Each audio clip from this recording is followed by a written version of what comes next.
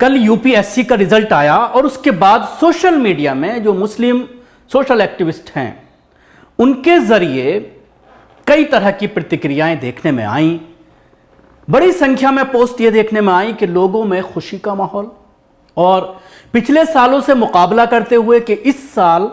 1016 में से 51 मुस्लिम कैंडिडेट ने सिविल सर्विसेज को क्रैक किया है, सिविल सर्विसेज में कामयाब हुए हैं। आईएएस, आईपीएस, आईएफएस, आईआरएस बनने की दौड़ में उन्होंने कामयाबी हासिल की है। लेकिन इसके साथ ही कुछ सोशल मीडिया पोस्ट पर ये दो चीजें देखने में आई जो काबिल गौर हैं, जिस पर काम करने की जरूरत है। एक सबसे बड़ा इशू जो देखने में आया वो ये कि जिस तरह से पूरी कम्युनिटी जश्न मना रही है और उसमें कहीं ना कहीं कई लोगों के जरिए यह बात भी कही गई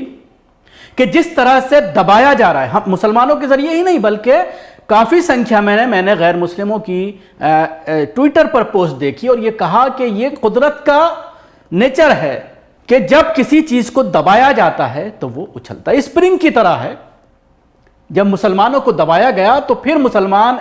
पिछले 10 सालों से एजुकेशन की तरफ लग गए, कारोबार की तरफ लग गए, क्राइम को छोड़ दिया। ये तमाम चीजें एक तरफ मौजूए बहस थी और दूसरी तरफ मुस्लिम कम्युनिटी के जरिए यह सवाल भी किया जा रहा था कि जिस चीज को आज जश्न बनाया जा रहा है, जिस चीज को लेकर के, तो आखिर इसमें जश्न की क्या वजह है? क्योंकि जो आईएएस, आईपीएस या सरकारी अधिकारी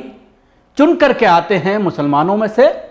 वो कितना काम कम्युनिटी का करते हैं, ये एक बड़ा सवाल, और जिसमें शाह फैसल की जैसे लोगों की उदाहरण दी गई और बहुत सारे आईपीएस ऑफिसर्स हैं जिनकी उदाहरण देते हुए लोग नजर आए और यह बताने की कोशिश की गई कि इनके जरिए किस तरह से पिछले 10 सालों में भारतीय जनता पार्टी के सामने किस तरह से ये लेट गए हैं, आरएसएस के लिए किस तरह से ये लोग काम कर रहे हैं, उस चीज की तरफ भी लोगों ने बात रखने की कोशिश की। कहीं ना कहीं किसी हद तक ये बातें बिल्कुल जायज़ हैं, बिल्कुल सही हैं कि मुस्लिम ऑफिसर के पास अगर कोई मुसलमान जाता है, आज के माहौल में खासतौर से पिछले 8-10 सालों में अगर देखा जाए, आईएएस, आईपीएस, आईआरएस और आईएफएस छोड़ दीजिए, अगर आप किसी थानेदार के पास भी जाते हैं और वो मुसलमान है, या तो वो इंतहाई करप्ट आपको नजर आएगा या फिर आपका मुसलमान होने के नाते काम करने से हिचकिचाएगा, कोई ना कोई बहाना करके टाल देगा। उसे डर है कि अगर मैं मुसलमान का कोई काम करूंगा तो मेरी जवाबदेही हो सकती है, मुझसे पूछा जा सकता है, और जो एक मुझे पद मिला है बड़ी मुश्किल से भारतीय जनता पार्टी की सरकारों में, अगर कोई थाने का थानेदार है, एसएचओ है, तो वो अपनी चमड़ी बचाने में लगा रहता है। ये बात कहीं ना कहीं सच है। इसके साथ ही एक पोस्ट और मेरी निगाह से गुजरी, ज़कात फाउंडेशन ऑफ इंडिया के जो चेयरमैन हैं जफ़र साहब के, उनके ज़रिए ये बात एक मुझे मैसेज भेजा गया व्हाट्सएप पर, उसमें उन्होंने आम लोगों की इस तरफ तवज्जो मबजूल कराने की कोशिश की, तवज्जो दिलाने की कोशिश की कि जहां तक सवाल है सिविल सर्विसेज का, उसको लेकर मुसलमान थोड़ा जागरूक हुए हैं और कई तंजीमें ऐसी हैं, कई इंस्टीट्यूशंस ऐसे हैं जिनके ज़रिए बड़ी संख्या में तैयारी करने के बाद वो इन एग्जाम्स को क्रैक कर रहे हैं, सिविल सर्विसेज में कामयाबी हासिल कर रहे हैं। उनका यह कहना था कि 1000 में अगर देखा जाए, 1000 सीटों के लिए जिस तरह की जद्दोजहद चल रही है देश में मुसलमानों के जरिए, चाहे वो ज़कात फाउंडेशन ऑफ इंडिया हो, जामे मिल्लिया इस्लामिया हो, हज कमेटी के जरिए भी ट्रेनिंग शुरू की गई थी, लेकिन वो मुख्तार अब्बास नकवी के टाइम में ही उसको बंद कर दिया गया। पहले कई साल तक वो पहले फेस में जो है जब सरकार थी बीजेपी की तो उसमें चलती रही, लेकिन जब दूसरा टर्म आया तो उसको बंद कर दिया गया। जिस तरह से आप देख रहे हैं कि स्मृति ईरानी के जरिए तमाम स्कीमों को मुसलमानों की बंद किया जा रहा है। इसके अलावा और बहुत सारे इंस्टीट्यूशंस हैं जहाँ पर इस तरह की जो है कोशिश की जा रही है, लेकिन अभी वहां से ज्यादा संख्या में लोग निकल कर नहीं आ रहे हैं, क्योंकि 51 में से अगर देखा जाए तो ज़कात फाउंडेशन ऑफ इंडिया का यह कहना है कि जो 51 मुस्लिम कैंडिडेट क्लियर हुए हैं उनमें से 21 ऐसे हैं जो ज़कात फाउंडेशन इंडिया की तरफ से जिनको ट्रेनिंग दी गई थी। इसके अलावा जामिया मिल्लिया इस्लामिया से 31 हैं, जिसमें बड़ी संख्या में मुसलमान हैं, कुछ 4-5 जो है वो गैर मुस्लिम भी हैं, जो जामिया मिल्लिया इस्लामिया से जो है कोचिंग लेने के बाद इस एग्ज़ाम को क्रैक करने में कामयाब हुए हैं। ज़कात फाउंडेशन का ये कहना था कि 51 कैंडिडेट उनके इंटरव्यू तक पहुँचे थे, इंटरव्यू के राउंड तक पहुँचे थे, उनमें से 24 का सिलेक्शन हुआ है। तो मैं बात कर रहा था कि ये बात कही गई कि 99% कोशिश की जा रही है सिविल सर्विसेज को लेकर मुसलमानों के जरिए, लेकिन जहां तक सवाल है सिर्फ 1000 पोस्ट के लिए तमाम तंजीमें लगी हुई हैं, बहुत सारे कोचिंग इंस्टीट्यूट मुसलमानों के जरिए चलाए जा रहे हैं और उसमें कामयाबी मिल रही है। लेकिन जहां तक सवाल है पूरे देश में जो सर्विसेज के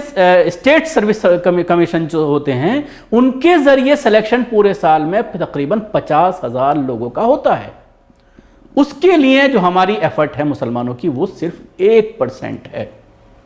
यानी उसकी तरफ लोगों का ध्यान नहीं जा रहा है। अब जरूरत इस बात की है कि स्टेट सिविल सर्विसेज को भी लेकर के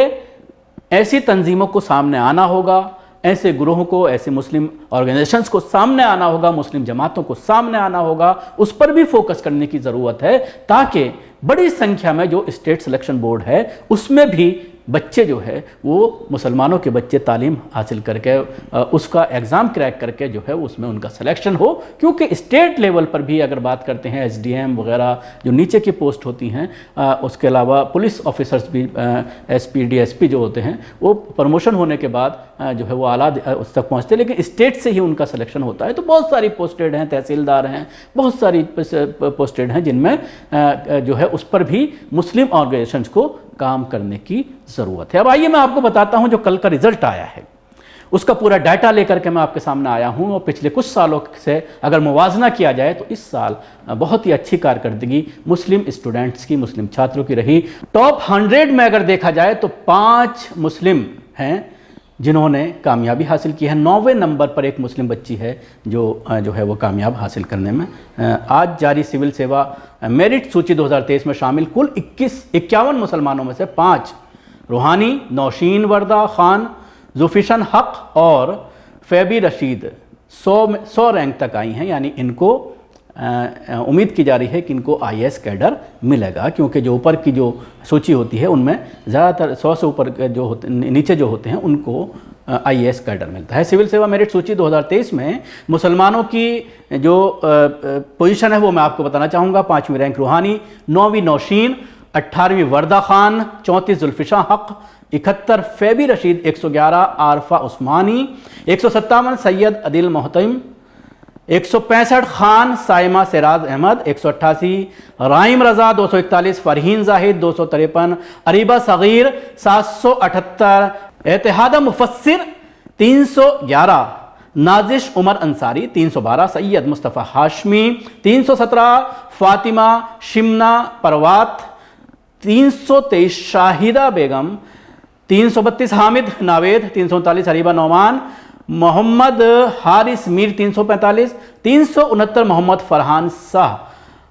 374 MD ताबिश हसन, 388 गुलाम मायादीन, 418 अलीफा खान, 447 दानिश रब्बानी खान, 469 जोहरा बानो, 481 MD आसिम मुस्तबा, 507 अब्दुल फसल PV, 512 मोहम्मद आफ्ताब आलम, 516 सीरज बाची और 574 अफजल अली, 659 मोहम्मद रिजफीन, उसके अलावा 670 नाजिया परवीन, 670 सैयद तालिब अहमद, 730 शुएब, 744 अब्दुल्ला जाहिद और उसके अलावा 745 तस्लीम M, 758 सोफिया सिद्दीकी, 762 MD शहनशाह सिद्दीकी, 770 मोहम्मद अशफाक, 819 आतिफ वकार अकरम अंसारी, 822 MD बुरहान जमा, 825 गजाला मोहम्मद हनीफ, 826 सैयद सादिक, 839 नजमा सलाम, 840 रशीद अली, 845